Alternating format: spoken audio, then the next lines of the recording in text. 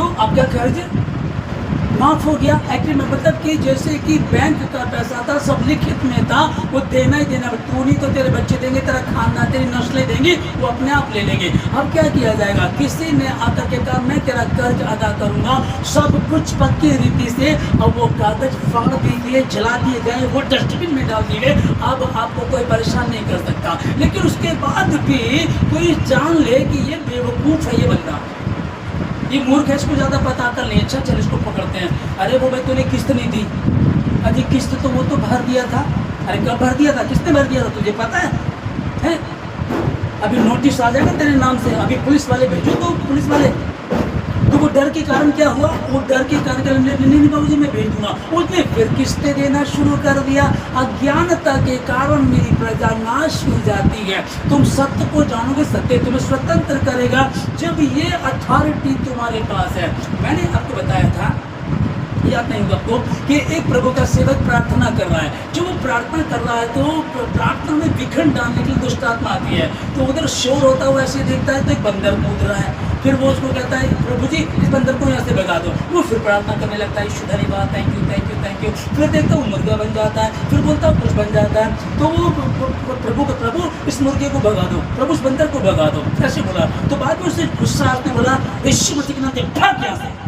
अब वो भाग जाती हैं। तो उसके बाद वो प्रेयर खत्म करके प्रभु मैं इतनी देर से आपको बोल रहा था, ये मुझे परेशान कर रहे हैं। प्रभु ने कहा देख मैंने तुझे अथॉरिटी दे दी है, अब मैं इंटरफेयर नहीं करूँगा, अब मैं इंटरफेयर नहीं करूँगा। आपको स्कूल भेज रहा है, आपको पढ़ा दिया, लिखा दिया, एक समय तक आपकी तैयारी होती है।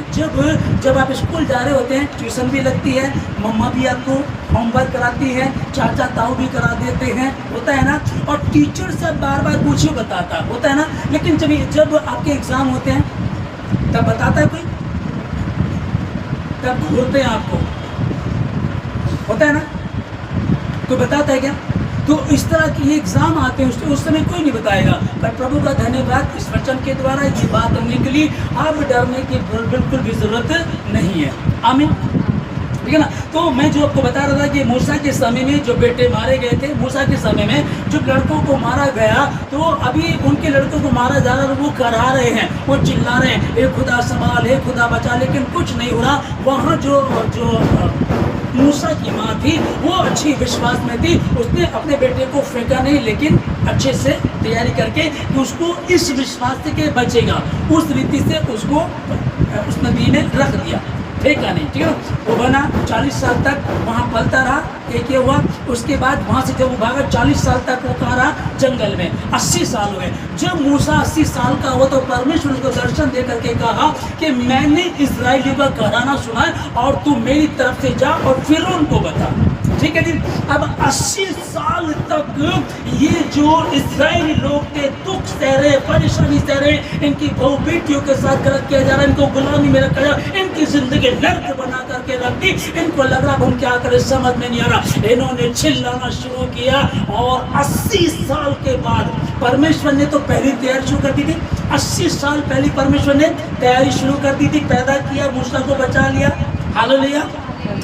80 साल बाद परमेश्वर ने इनके घराने कहा कि ये परमेश्वर कह रहा है कि मैंने अपने लोगों के घराने को सुना है, अब घराना भी जरूरी है। तो वो बच्चे बदल नहीं रहे हैं। आप विश्वास है कि बदलेंगे, तो भी परमेश्वर से अपनी जो गड़बड़ी है ठीक कर लें, प्रार्थना करें, जो सुनी बैठे परमेश्वर मुझ में कोई अच्छी वस्तु वास नहीं करती है, तो भी तू मेरा प्रभु है, तू मेरा राजा है, तू उद्धार करता है, मैं मिट्टी हूँ, तू कुम्हार है, मैं तेरा बच्चा हूँ। परमेश्वर अपने हाथों में ले और जैसा तू मुझे बनाना चाहता बना, तब परमेश्वर काम करेगा। आमीन, तब परमेश्वर काम करेगा। एक बार क्या हुआ, एक व्यक्ति मछली पकड़ करके लाया और पूरा दिन उसने मेहनत की, तो शाम उसने मछली पकड़ी, तो वो ले करके जा रहा था, एक दबंग बंदर सामने से आया और उसकी मछली छीन ली।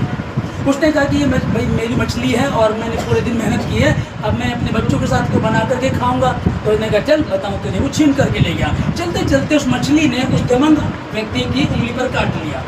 जैसे ही काट लिया उसने, तो वो फिर डॉक्टर के पास गया, डॉक्टर ने पट्टी कर दी, बोला कल आना। जब वो कल पहुंचा तो उसने कहा भाई ये तो कुछ अनोखा ही घाव है, तो कुछ ये आपका अंगूठा काटना पड़ेगा, नहीं तो दिक्कत हो जाएगी। ठीक है काट दो, काट दिया। फिर कल बुलाया, तो कल बुला करके बोला अरे ये तो बॉडी को तो यहाँ से काटना पड़ेगा। उसने बोला ठीक है जी काट दो, क्योंकि नहीं तो पूरा शरीर जाएगा। फिर अगले दिन बोला, फिर बोला भाई ये पूरा बाजू काटना पड़ेगा, नहीं तो फिर शरीर पूरा जाएगा। उसने कहा ठीक है काट दो। इस बीच में जब लोग देखते हैं कि यार ये क्या हो गया अचानक, तो कुछ समझदार व्यक्ति ने बात की उससे, कहा कि भाई ऐसी क्या बात आ गई, क्या हुआ था, क्या प्रॉब्लम आ गई, ये क्या हो गया। उसने कहा भाई मछली, कह रहा मछली काट ले और इतनी दिक्कत आ जाए, ऐसा नहीं होता, प्रॉब्लम कुछ और है, दिक्कत कुछ और है, तू और कुछ याद कर क्या था। कह रहा वो मछली मैंने एक गरीब आदमी से छीन ली। कह रहा प्रॉब्लम यहाँ है, तू अब ऐसा कर, उस गरीब आदमी को ढूंढ, उसके पास जा, उसके पैरों में पड़ जा, तब देख तो क्या हुआ। वो उसके पास जाता है, पास जाकर के बात करता है, कहता भाई मैंने तेरी मछली छीन ली थी, ये देख मेरे साथ क्या हुआ, तूने ऐसा क्या किया, क्या तेरा पास है। उसने कहा मैं तो कमज़ोर था, मैं तो कुछ कर ही नहीं सकता था, मैंने तो ऊपर वाले के हाथ में दे दिया है प्रभु, मैं तो कुछ नहीं कर सकता, तब तू ही देख। हालेलुया।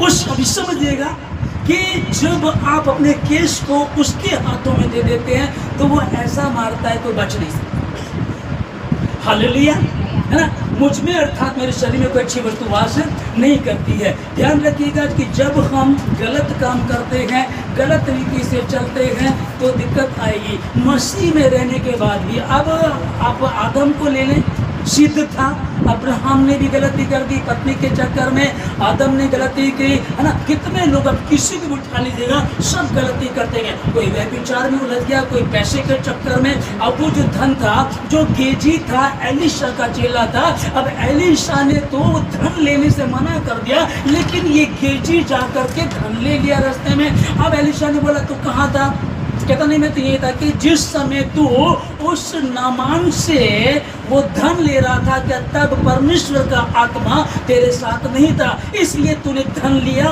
उसका कोड़ तुझे लग जाए और वो तुरंत कोड़ी हो गया। मनुष्य जो बोलता वही काटता है। धोखा ना खाओ, परमेश्वर ठट्ठों में नहीं उड़ाया जाता, परमेश्वर ठट्ठों में नहीं उड़ाया जाता। और जो लोग उड़ा रहे हैं, उठाइए, इतिहास उठा लो। आपके इर्द गिर्द कुछ लोग रहते हो, कोई भी आप देखिएगा, पहले बहुत अमीर थे, बाद में गरीब हो गए, इसकी पत्नी किसी के साथ चली गई, इसकी बेटी का ऐसा हुआ, ये ऐसे नहीं होता, कहीं ना कहीं उन्होंने बोया हुआ होता है। जो फिरौन राजा ने बोया था ना, 80 साल पहले जो बोया था, मिस्रियों के लड़के मरवाए थे, 80 साल बाद मिस्रियों के पैलोठे मार दिए गए। इसने तो सिर्फ उनके मनुष्यों के पैलोठे मरवाए थे, लेकिन उसके तो क्या पशु, क्या उसके मनुष्य, सबके पैलोठे मार दिए गए थे। हालेलुया।